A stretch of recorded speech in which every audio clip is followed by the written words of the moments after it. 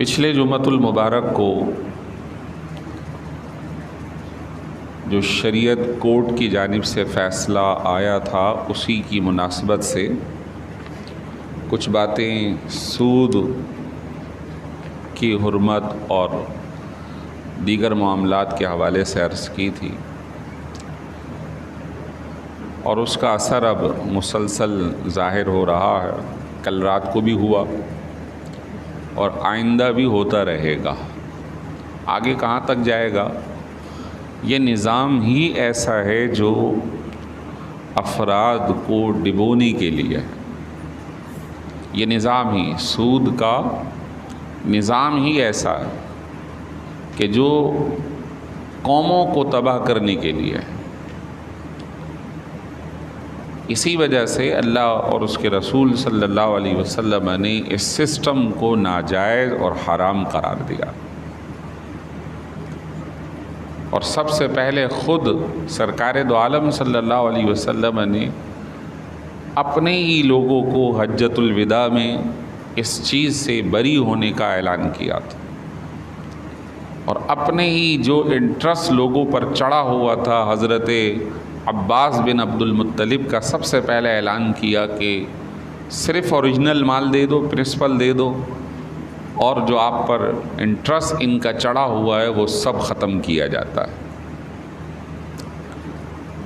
اب یہ IMF ہو یا کوئی اور ادارہ ہو یا پرسنل بنیادوں پر ہو، جو بھی قرض یا سود پر پیسہ لینے والا ہے اس کا استحصال اس نظام کا حصہ ہے۔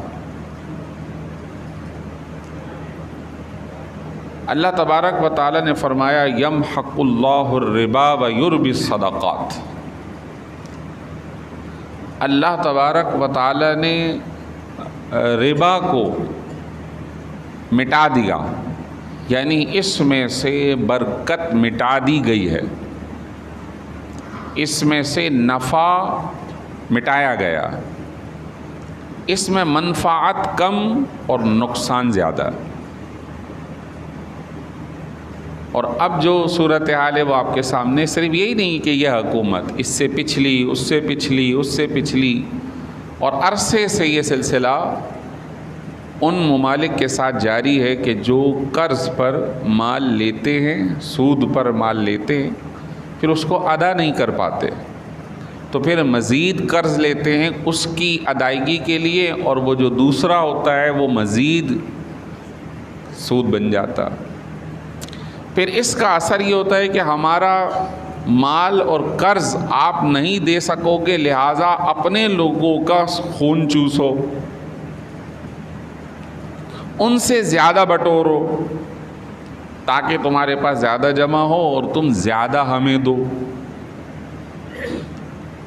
یہ سسٹم ہے، اور جب تک قوم اس سے نہیں نکلے گی اسی طرح آزمائش میں مبتلا رہے گی۔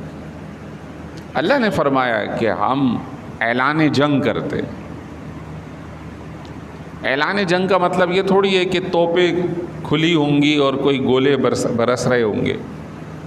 اس کا مطلب یہی ہوگا کہ اللہ تبارک و تعالیٰ کی ناراضگی اور جو احکام بیان کیے گئے کہ برکت اٹھا لی جائے گی اور لوگ آزمائشوں میں مبتلا ہوں گے، اور جو لوگ پرسنل ان کاموں میں مبتلا ہوتے ہیں ان کی زندگیاں بھی اجیرن ہی رہتی ہیں۔ اگر وہ لینے والا ہے تو اس کو ہر وقت یہ فکر ہے کہ مجھے ادا کرنا ہے، قرض لینے والا، اور اگر سود لینے والا ہے تو وہ لینے کے باوجود مطمئن نہیں ہوگا، اس کے مال میں برکت نہیں ہوگی، اللہ تعالیٰ اس کے مال سے برکت کو اٹھا لے گا، اور پھر وہ مال چوری، آگ لگنے یا اس طرح کی آزمائش کے سے گزرے گا۔ اللہ نے فرمایا وَيُرْبِ الصَّدَقَاتِ۔ اللہ تبارک و تعالیٰ نے صدقات کے اندر برکت رکھی ہے۔ سود لینے میں برکت نہیں، کہ کسی کو قرض دیا اور اس سے نفع لیا، بلکہ جو اللہ نے تمہیں دیا ہے اس کو اللہ کی راہ میں خرچ کرو، اللہ تعالیٰ اور تمہیں عطا فرمائے گا۔ اچھا، اب یہ تو بات ہو گئی، سب کو ہی معلوم ہے، کتنا بیان کیا جائے گا، سب کو ہی معلوم ہے۔ اس کا الٹرنیٹ کیا ہے، اس کا بدل کیا ہے؟ شریعت اس مسئلے کو کیسے حل کرے گی؟ اس کا الٹرنیٹ ہے بزنس، تجارت، خرید و فروخت اور اسی طریقے کے دیگر معاملات۔ پورا ایک چیپٹر ہے جو کہ اسلامی فقہ کا حصہ ہے، جس کو خرید و فروخت کے مسائل کہا جاتا ہے۔ جس طرح نماز کے مسائل ہیں، حج کے مسائل ہیں، زکوٰۃ کے مسائل ہیں، قربانی کے مسائل ہیں، اسی طرح شریعت مطہرہ نے اس مسئلے کو آنکھ بند نہیں کی، اس کو وضاحت کے ساتھ بیان کیا۔ اور سرکار دو عالم صلی اللہ علیہ وسلم کے فرامین کے ذخیرے یعنی احادیث طیبہ میں ایک بہت بڑا مجموعہ اس مسئلے کے حل کے لیے موجود ہے، جس کو عربی میں کتاب البیوع یعنی خرید و فروخت کے شرعی مسائل یہ کہا جاتا ہے۔ اس میں سے ایک مسئلہ عام خرید و فروخت، جس کو ہم ہر بندہ ہی تقریباً اس میں موجود ہے، کرتا ہے، کہ بازار گیا، کسی چیز کے بھاؤ تاؤ کیے یا جو بھی فکس پرائز ہے اس کو رقم دی اور اس سے وہ چیز خرید لی۔ یہ ایک عام پبلک ڈیلنگ ہے۔ شریعت مطہرہ اس کے اندر بھی کہتی ہے کہ آپ شرائط مکمل رکھیں، جس چیز کو آپ بیچ رہے ہیں وہ شرعی طور پر جائز چیز ہونی چاہیے۔ جو چیز جائز نہیں اس کا بیچنا بھی جائز نہیں اور اس کا نفع بھی جائز نہیں۔ مثال کے طور پہ کوئی مری ہوئی بکری بیچ دے، مری ہوئی مرغیاں بیچ دے، جیسا کہ ہمارے ہاں دین سے دور اور دنیا کے مال کو ہی سب کچھ سمجھنے والے وہ بزنس مین جو مری ہوئی مرغیاں بھی ہوٹلوں پر بیچتے ہیں، زندہ اگر 400-500 کی ہے تو مری ہوئی 100 روپے کی ہے، اور وہ ہوٹل والے بھی لینے والے کہ جو کھانے والے ہیں ان کو اندھیرے میں رکھ کر مرا ہوا مال کھلا رہے ہیں اور کھلانے کے بعد اس سے کما رہے ہیں، یہ سب آمدن ان کے لیے حرام ہوگی اور اللہ کے ہاں پکڑ کا باعث ہوگی۔ سور ہمارے ہاں حرام ہے، کوئی سور کا گوشت بیچے۔ خون شریعت مطہرہ نے حرام قرار دیا، خون کی خرید و فروخت، اس کا نفع جائز نہیں ہے، لیکن ہمارے زمانے میں ہو رہا ہے۔ خون بکتا ہے تو وہ مختلف چیزوں میں استعمال ہو رہا ہے، یا تو وہ مرغیوں کے فیڈ بنانے کے لیے، اور بعض اوقات یہ بھی سننے میں آتا ہے گٹکا میمپوری بنانے میں بھی استعمال ہوتا ہے، جو انسان ہی کھا رہے ہیں۔ تو ایسی صورت کے اندر یہ جو مردار خون ہے، حرام خون ہے، جس کا حکم ایسا ہے کہ ایسے ہی ناپاک ہے جیسے پیشاب پخانا، تو اب کیا کوئی یہ بات پسند کرے گا گٹکا کھانے والا کہ اس کے منہ میں پیشاب ڈال دیا جائے؟ وہ یہ پسند تو نہیں کرے گا، لیکن خون اگر اس کے اندر مبتلا ہے جیسا کہ مشہور ہے تو وہ تو اس کے پیٹ میں جا رہا ہے، جو کہ ناپاک بھی ہے اور حرام بھی ہے۔ تو جو لوگ بیچ رہے ہیں، اس کا بزنس کر رہے ہیں، ان کی آمدن حرام ہے، کہ جو شریعت میں مال حرام ہے اس کا بیچنا، اس سے نفع کمانا بھی حرام ہے۔ اسی طرح جو خرید رہا ہے اس کو بھی اس بات کا خیال رکھنا چاہیے، اطمینان کرنا چاہیے کہ جو چیز میں خرید رہا ہوں وہ جائز ہے یا ناجائز ہے۔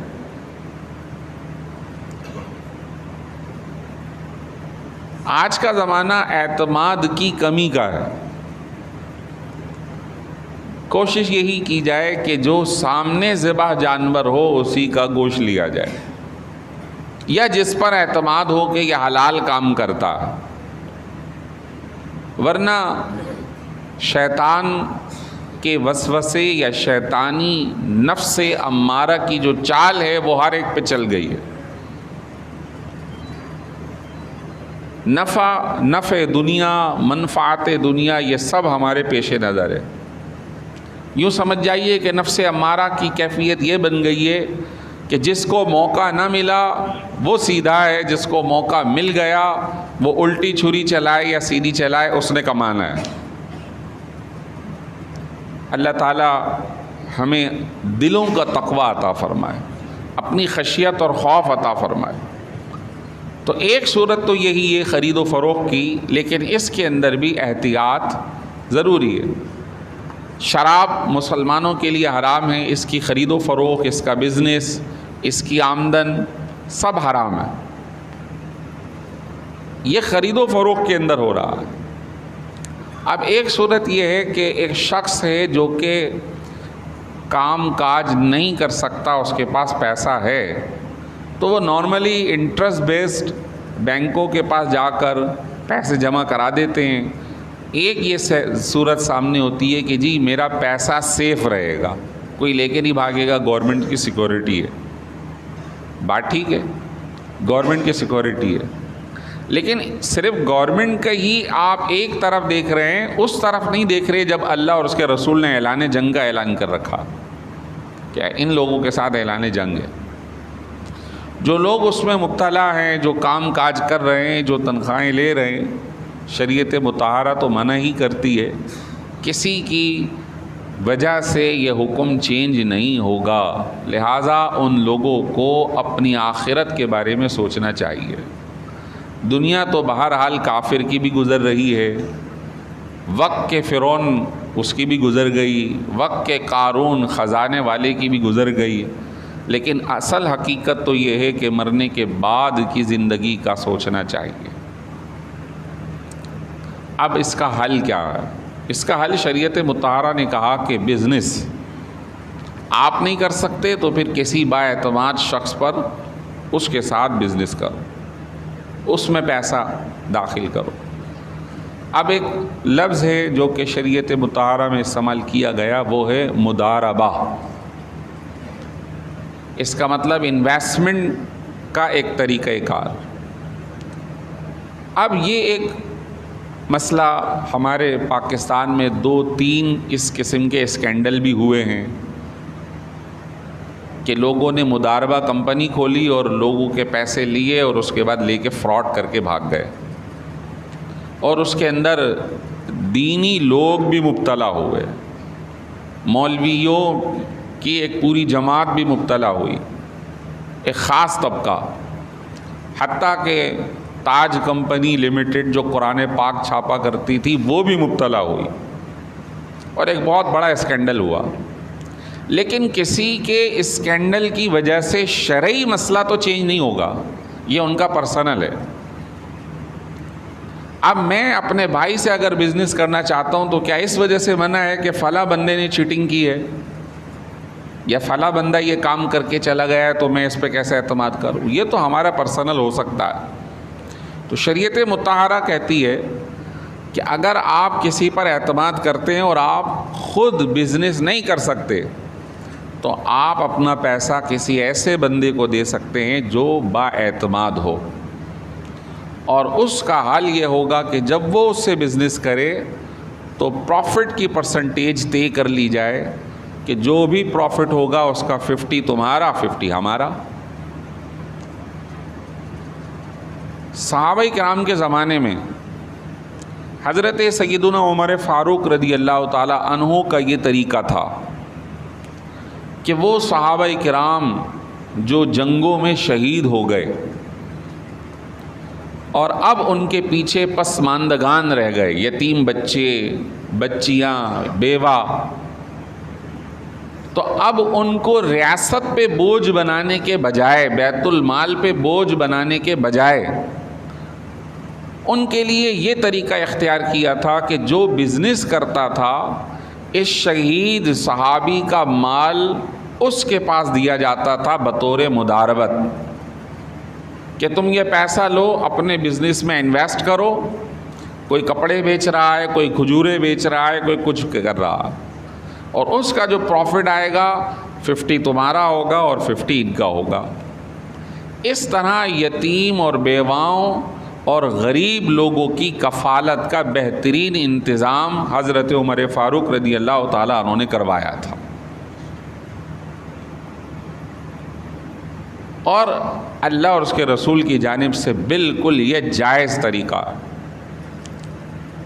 حضرت عبداللہ ابن عباس، ان کے والد کو تو وہ بزنس تھا اسلام سے قبل، وہ منع کر دیا، پھر بعد میں صحابزادے حضرت عبداللہ جو بہت بڑے صحابی ہیں اور قرآن پاک کے مترجم مفسر ہیں، پہلے تفسیر ان کی ہے، تو انہوں نے ایک بندے کو پیسے دیے اور شرط لگائی کہ میرا پیسہ لے کر آپ شہر سے باہر نہیں جائیں گے، میرا پیسہ لے کر آپ سمندری سفر نہیں کریں گے، اور فلاں جگہ نہیں جائیں گے، فلاں جگہ پر آپ بزنس کریں، 50% پروفٹ آپ کا، 50 میرا۔ یہ شرط اور یہ طریقہ کار حضور علیہ الصلوۃ والسلام کے پاس پہنچا کہ حضرت عبداللہ نے اس طرح انویسٹمنٹ کی ہے اور پروفٹ کے اندر انہوں نے اپنا مارجن رکھا ہے اور شرائط بھی عائد کی ہیں۔ جب سرکار کو پتہ چلا تو آپ صلی اللہ علیہ وسلم نے فرمایا ٹھیک ہے، اجازت۔ اب اس طرح وہ جو پیسہ ان کے پاس تھا، وہ تو پڑھنے لکھنے میں مصروف تھے، وہ ایک بہت بڑے عالم تھے، پڑھایا کرتے تھے سب لوگوں کو، کئی ایک طلبہ تھے ان کے، لیکن اس وقت تو حضور کے زمانے میں وہ چھوٹے ہیں، لیکن اس بزنس کے موڈ کو، طریقہ کار کو سرکار دو عالم صلی اللہ علیہ وسلم نے جائز قرار دیا، اختیار کیا جا سکتا ہے۔ حضرت عثمان غنی رضی اللہ تعالیٰ عنہ، اس قدر مالدار آدمی، اس قدر کہ اس زمانے میں جب غلامی کا تصور تھا، جہاں ساز و سامان بکتا تھا بازاروں میں، انسان بھی بکتے تھے۔ یہ تو اللہ کا شکر ہے کہ اسلام کی دولت سے یہ ساری جو خرابی تھی وہ دور ہو گئی، ورنہ نہ جانے ہم میں سے کون کس کا غلام ہوتا۔ یہ اسلام کا بہت بڑا احسان ہے اس امت پر، اتنے کہ ہر جمعۃ المبارک کو ایک غلام آزاد کرتے تھے، اتنے ان کے غلام تھے۔ ان کا ایک بہت بڑا حصہ بزنس کا مداربت کا تھا۔ مداربت کیا؟ وہ غلام کو پیسے دیتے تھے کہ جاؤ تم بازار میں بزنس کرو، پیسہ میرا ہے، چیزیں خریدو اور بیچو، جو پروفٹ ہوگا وہ 50% تمہارا اور 50 میرا۔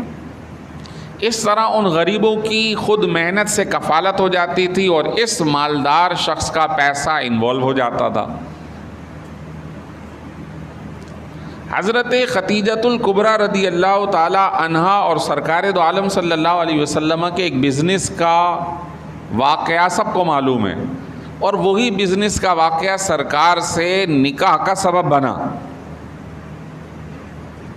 آپ صلی اللہ علیہ وسلم جب مارکیٹ میں بزنس کرتے، بیچتے، خرید و فروخت کرتے، تو اللہ کی طرف سے آپ کے تجارت کے اندر خوب نفع ہوا کرتا تھا، مشہور تھے۔ کیوں؟ کہ آپ جھوٹ نہیں بولتے تھے، آپ نے جو سامان بیچنا ہے اس کی ٹوٹل صفات بتا کر بیچا کرتے تھے، با اعتماد تھے، تو لوگ ان پر اعتماد اور ٹرسٹ کر کے ان سے زیادہ خرید و فروخت کرتے تھے، تو آپ کو نفع بھی ہوتا تھا۔ اب یہی امانت داری اور صادق الامین ہونا، سچا ہونا، امانت دار ہونا مشہور ہو گیا۔ تو بی بی خدیجۃ الکبریٰ ایسی خاتون تھیں جن کے شوہر کا انتقال ہو چکا تھا، یہ بیوہ تھیں اور ان کے پاس پیسہ تھا، قریشیہ خاتون تھی اور ان کے پاس پیسہ اچھا خاصا تھا، تو انہوں نے آفر بھیجی سرکار دو عالم صلی اللہ علیہ وسلم کہ اگر آپ میری طرف سے میرا سامان مارکیٹ میں سیل آؤٹ کرتے ہیں تو جو بھی پروفٹ ہوگا اس کا ہم آپس میں طے کر لیں گے۔ اور اس طرح آپ صلی اللہ علیہ وسلم نے اس معاہدے کو ایکسیپٹ کیا، اور پھر بیوی خدیجۃ الکبریٰ کا سامان لے جا کر آپ نے مکے میں سیل آؤٹ نہیں کیا بلکہ ملک شام گئے، اور بیوی خدیجہ نے ایک غلام جو اس وقت ان کا تھا، حضور کی خدمت کے لیے دیا کہ یہ بزنس کریں گے، یہ اپنے بزنس کو دیکھیں گے، تم ان کی خدمت کرنا، کھانا پینا، اٹھانا، سامان رکھنا۔ اس کا نام تھا میسرہ، غلام میسرہ۔ وہ سرکار کے ساتھ پورے سفر میں گیا آیا، سرکار جہاں بیٹھتے تھے دھوپ اگر ہو رہی ہے تو بادل کا ٹکڑا آ گیا، درخت کے نیچے بیٹھے ہیں، اگر وہاں لوگ زیادہ بیٹھے ہیں، آپ دھوپ میں بیٹھ گئے تو درخت پورا حضور کی طرف جھک گیا۔ یہ سارے واقعات اسی غلام نے بتائے ہیں سفر کے۔ اور جب سرکار دو عالم صلی اللہ علیہ وسلم ملک شام سے ان کا سامان بیچ کر پروفٹ ڈبل ہو رہا تھا، واپسی آ رہے تھے، تو سخت دھوپ ہے چاروں طرف اور وہ بادل ساتھ ساتھ چلا آ رہا ہے، اور بی بی خدیجہ اپنے گھر کے بالا کونی یعنی کہ اوپر والے حصے میں بیٹھی بھی دیکھ رہی ہیں۔ اور پھر غلام سے کہا کہ یہ جو کیفیت دیکھی ہے، کہا آپ نے تو یہاں دیکھی ہے، میں نے تو پورے سفر جاتے آتے دیکھی ہے۔ یہ وہ بزنس تھا جس کو مداربت کہتے ہیں، وہ بی بی خدیجۃ الکبریٰ اور سرکار دو عالم صلی اللہ علیہ وسلم کے درمیان ہوا تھا۔ یہاں سے یہ ریلیشن آگے بڑھتا ہے، اور پھر ایک اور کنیزہ کے ذریعے پیغام خود بھیجا کہ میں چاہتی ہوں آپ سے نکاح کرنا۔ آپ نے اپنے چچا جناب ابو طالب سے مشورہ کیا، اور اس کے بعد یہ نکاح منعقد ہوا، اور پھر سرکار دو عالم صلی اللہ علیہ وسلم نے بی بی خدیجۃ الکبریٰ سے نکاح فرمایا، جبکہ عمر کا ڈفرنس جو ہے وہ 25 اور 40 15 سال کا تھا۔ ان کی پہلے جو ہے ان کے شوہر کی ڈیتھ ہو گئی تھی، ان کے بچے بھی تھے پہلے، لیکن پھر سرکار دو عالم صلی اللہ علیہ وسلم سے 6 اولاد مزید ہوئی، جس میں 4 بیٹیاں اور 2 صاحبزادے رضی اللہ تعالی عنہم، اور یہ سرکار دو عالم صلی اللہ علیہ وسلم کی نسل پاک ہے۔ تو بتانا مقصود یہ ہے کہ شریعت کسی چیز پہ پابندی ایسی نہیں لگاتی کہ کسی کو بے آسرا چھوڑ دے، نہیں، اس کا صحیح وے اور طریقہ بتاتی۔ تو اگر کسی نے کسی کے ساتھ چیٹنگ کر لی ہے تو بزنس کے اندر تو یہ بہت کچھ ہو رہا ہے، تو کیا بزنس کرنے والے وہ چھوڑ دیتے ہیں؟ کیا تجارت کرنے والوں نے تجارت بند کر دی کہ فلاں بندہ ان کے پیسے لے کے بھاگ گیا؟ تو کسی کے عمل کی وجہ سے شریعت کے احکام تبدیل نہیں ہوں گے، وہ اپنی جگہ برقرار ہیں۔ یہ لوگوں کی جو کیفیت ہے، امانت داری میں کمی آ گئی، خیانت بڑھ گئی، داڑھی ٹوپی رکھ کے بھی اگر کوئی غلط کام کرتا ہے تو اس کا مطلب یہ نہیں کہ اسلام برا ہو گیا۔ اگر کسی نے کیا ہے تو اس کا پرسنل میٹر ہے، یقیناً اسے سزا ملنی چاہیے، اس کی گرفت ہونی چاہیے، لیکن احکام شرع اپنی جگہ موجود ہے۔ تو اگر کسی کے پاس اضافی رقم ہے تو وہ انویسٹمنٹ کے طور پر مداربت کر سکتا ہے۔ اب پھر اس کے اصول اور قوانین ہیں کہ جو پیسے دے رہا ہے وہ خود اس بزنس میں انوالو نہیں ہوگا، تاکہ وہ بزنس کرنے والا آزادی کے ساتھ بزنس کر سکے۔ اسے وہ بزنس کرنے کی اجازت ہوگی جو شریعت مطہرہ کے مطابق ہے، جیسے میں نے شروع میں کہا، حلال کام کرے گا۔ اگر نقصان ہوتا ہے تو پھر اس کی صورت یہ ہے کہ مال والے کے مال کا نقصان ہوگا اور محنت کرنے والے کی محنت ضائع جائے گی۔ یہ حصہ ہے اس کا۔ پھر مزید اور احکام ہیں، انشاءاللہ ارادہ کیا ہے کہ میں اس کتاب التجارت یا کتاب البیوع کے تھوڑے تھوڑے احکام آپ کو عرض کر دوں۔